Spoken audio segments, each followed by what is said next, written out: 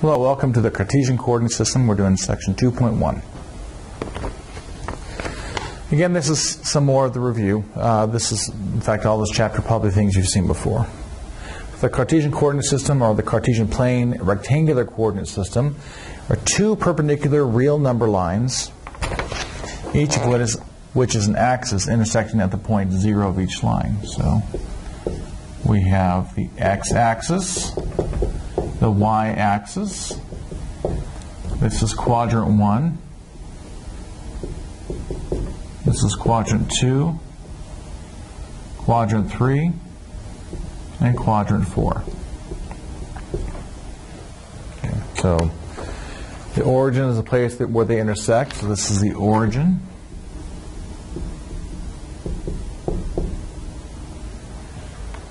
Quadrants, each region defined by the two lines. Boom, boom, boom, boom. Order pairs are locations of each point A, B. So we locate them like this is the positive direction for the x-axis, negative direction, positive for y, negative direction.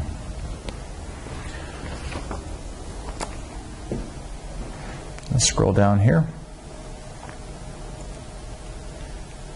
The first point in the ordered pair refers to the location on the x-axis, or the horizontal axis. The second point refers to the location on the vertical axis, or the y-axis. I'm going to erase this.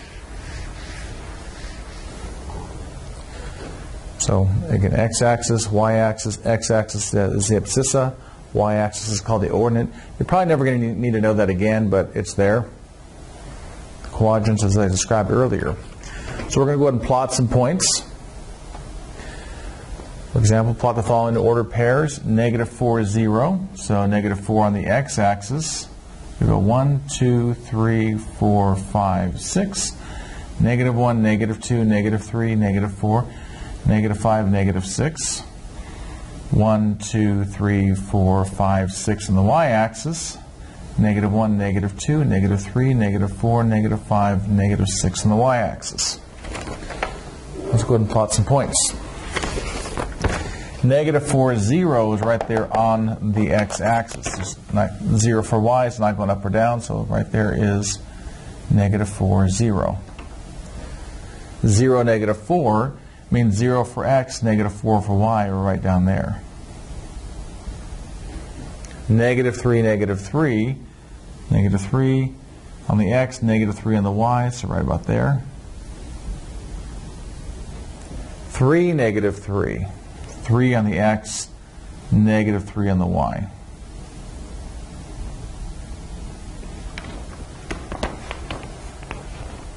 Okay, and I'm going to plot the next group on that set of axes. I'm going to label it 1, 2, 3, 4, 5, 6. Negative 1, negative 2, negative 3, negative 4, negative 5, negative 6. 1, 2, 3, 4, 5, 6. Negative 1, negative 2, negative 3, negative 4, negative 5, negative 6. So we're going to plot 2, 2. 2, 2 is right about there. Hope you can see that on the your screen at home. Yeah, you can see that. And then 0, 3. 0 on the x-axis, 3 on the y-axis. 4, negative 5. 4 on the x, negative 5 on the y. And negative 1, 3. So I'm going to put 0, 3 on the other side. Put the label for it, so it's negative 1, 3. Okay, there we go. We've plotted those points. I'm going to go to the next page, so feel free to pause here if you'd like.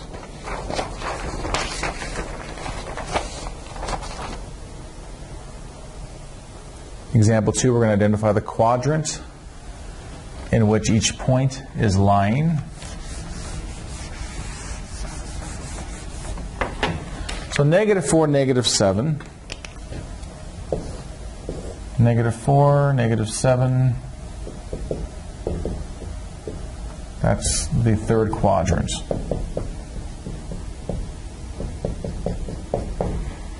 negative 3, positive 4. That would be the second quadrant.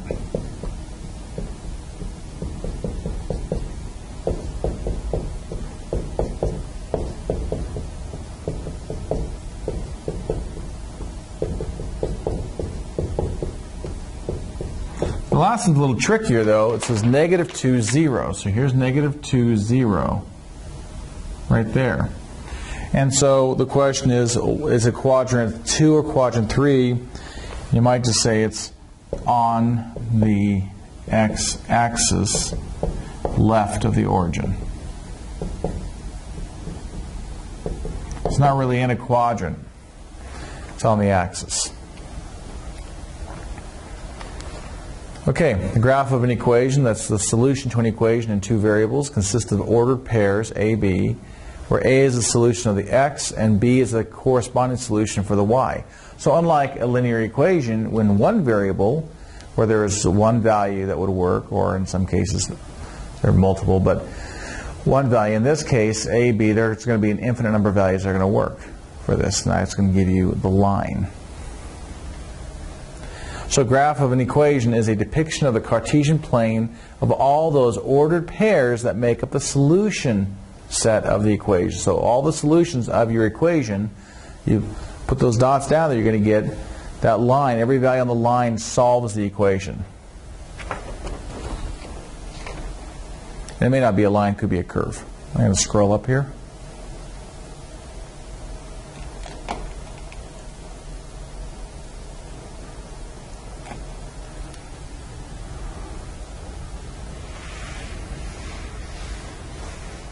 It says determine the values of the missing entries in the table of ordered pairs, then plot the ordered pairs, and sketch your guess of the complete graph of the equation. So if y is 0, 0 equals x squared plus 2x plus 1. So remember our skills, the things we developed from chapter 1, we worked on those, 1.7 and 1.8. That would be like, you could factor this x squared, well, let's see, x plus 1 squared. The square root of 0 equals square root of x plus 1. Now plus or minus 0, that's just 0. Minus 1, x is negative 1. So 0 for y is negative 1 for x. Let's put 1 in there for the x. Y equals 1 squared plus 2 times 1 plus 1, which is 4. So 1 for x is 4 for y.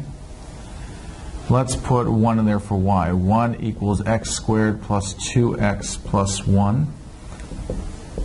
So 0 equals x squared plus 2x. We could factor here. X times x plus 2 equals 0. So x equals 0, or x plus 2 is 0, which means x equals negative 2. What that means is x being 0 gives us, that's supposed to be a negative 2? X being 0 gives us negative 2.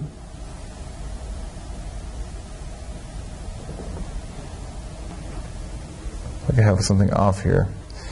And x being, oh sorry, I got it, here we go. X being 0 gives us 1, there we go, that looks better. X being negative 2 gives us 1. Okay, it's starting to look like a funky graph, and I know it's a parabola. Okay, let's put 2 in there for x. Y equals 2 squared plus 2 times 2 plus 1. That's 4 plus 4 plus 1 is 9. That's going to fall above our graph. This only goes to 6. It'd be 7, 8, 9, right about there. And then for negative 3, y equals negative 3 squared plus 2 times negative 3 plus 1. That's going to be 9 minus 6 plus 1. 9 minus 6 is 3. 3 plus 1 is 4. And so here's our curve. It's a nice little parabola.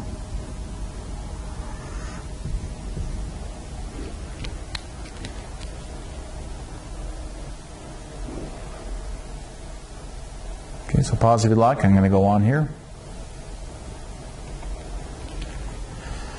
Next, the distance formula and the midpoint formula. So the distance formula says let x1, y1, x2, y2 be two arbitrary points in the plane. The distance between the 2 points, d, would be the square root of x2 minus x1 squared plus y2 minus y1 squared.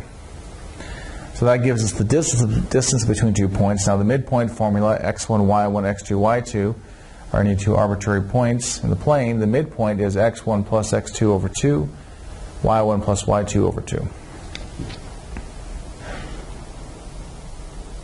So, example 4 asks us to find the distance and midpoint between the following pairs of points.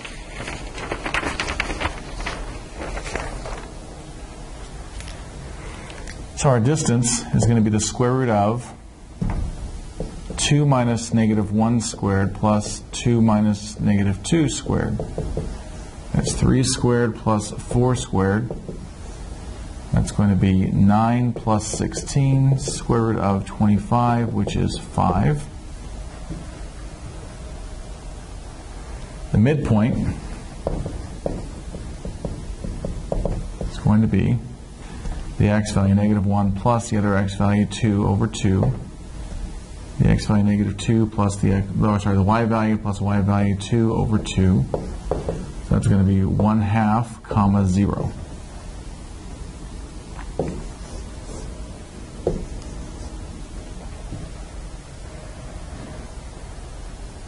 For part B, the distance between them is going to be the square root of negative 3 minus 5 squared plus negative 2 minus 6 squared. Now negative 3 minus 5 is negative 8, so negative 8 squared plus negative 2 minus 6 is also negative 8, negative 8 squared. So we're going to have the square root of 64 plus 64, which is the square root of 128, which would be 8 times the square root of 2. And the midpoint is going to be 5 plus negative 3 over 2, comma, 6 plus negative 2 over 2. So add the x's, divide by 2. Add the y's, divide by 2. 5 plus negative 3 is 2 over 2. 6 plus negative 2 is 4 over 2. It's 1, comma 2.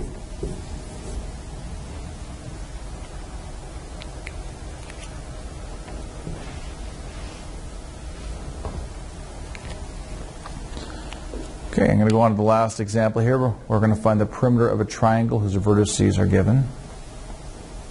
So pause if you'd like to pause.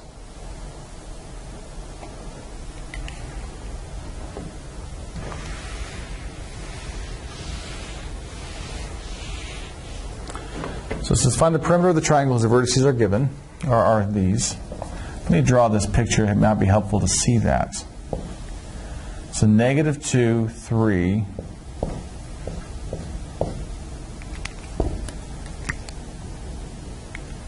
Let's call this one A, B, and C. So we'll call this point A.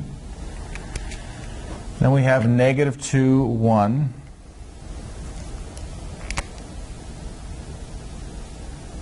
B. And then we have negative 5, negative 2. I'm going to redraw this because it's going to be too far off the screen. You may not see it. So let me do this again.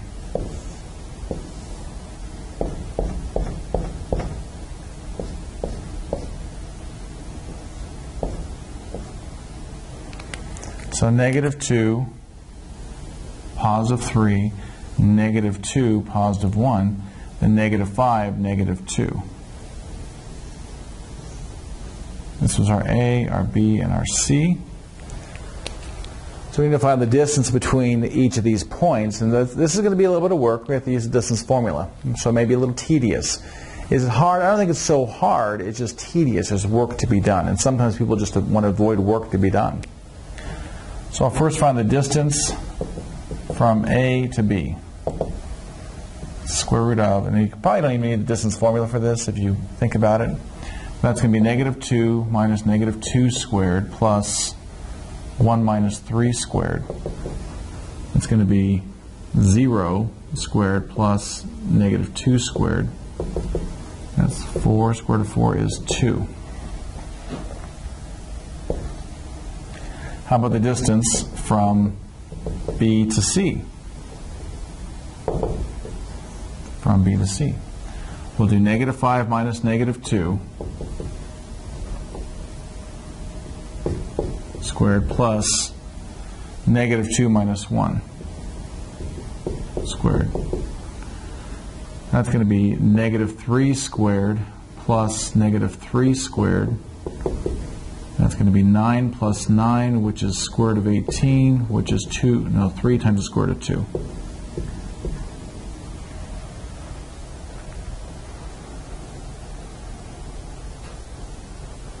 And the next one, the distance from A to C is going to be the square root of negative 5 minus negative 2 squared plus negative 2 minus 3 squared. It's going to be negative 3 squared plus negative 5 squared.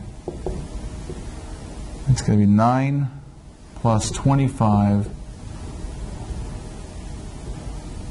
square root of 34.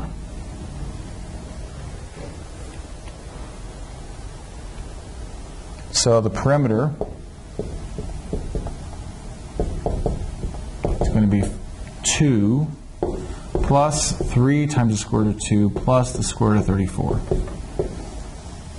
That would be the exact value. You can get a decimal for that if you want.